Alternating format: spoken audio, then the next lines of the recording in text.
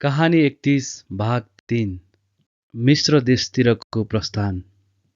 ज्योतिषीहरूले यीशुलाई सुन धूप र मुर्रा चढाएपछि तिनीहरू त्यहाँबाट बिदा भए। परमप्रभु परमेश्वरका एउटा दूत सपनामा योसेफ कहाँ देखा परेर तिनले भने, उठ, साना बालक र उहाँकी आमा मरियमलाई साथमा लिई मिश्र देश भागिहाल। तिमीलाई मैले नभनेसम्म त्यहीँ बस्नु, किनकि हेरोदले बालकलाई मार्न उहाँको खोजी गरिरहेको छ। त्यसैले योसेफ उठे राति उनी बालक र उनकी आमा मरियमलाई लिएर मिश्रतिर लागे। राजा हेरोदको मृत्यु नभएसम्म तिनीहरू त्यहीँ बसे। यसरी परमप्रभुले अगमवक्ताद्वारा भन्नुभएको वचन पूरा भयो, मैले मेरा पुत्रलाई मिश्र देशबाट निकालेर ल्याएँ। ज्योतिषीहरूले तिनलाई छक्याएको कुरा हेरोद राजाले थाहा पाए र तिनी रिसले चुर भए।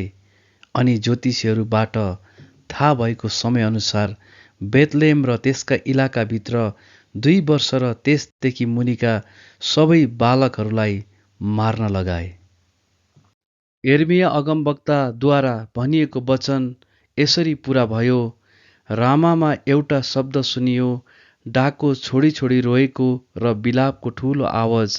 राहेलले आफ्ना बालकहरूका लागि रोइरहेकी सान्त्वना तिनले इन्कार गरिन्, किनकि तिनका बालक अब बाँचेनन्।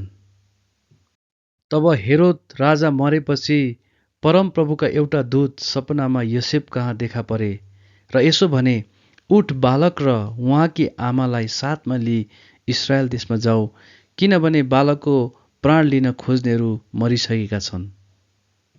योसेफ उठेर बालक र उहाँकी आमा मरियमलाई साथ लिई इस्रायल देशतिर फर्के। तर यहुदियामा आफ्ना बाबु हेरोदको ठाउँमा अर्किलाउसले राज्य गरेका छन् भन्ने सुनेर तिनी त्यता जान डराए र सपनामा चेतावनी पाएर तिनी गालिलको प्रदेशमा गए। तिनी गएर नासरत भन्ने नगरमा बसे। यसरी अगमवक्ताद्वारा बोलिएको वचन पूरा भयो, उहाँलाई नासरी भनिनेछ।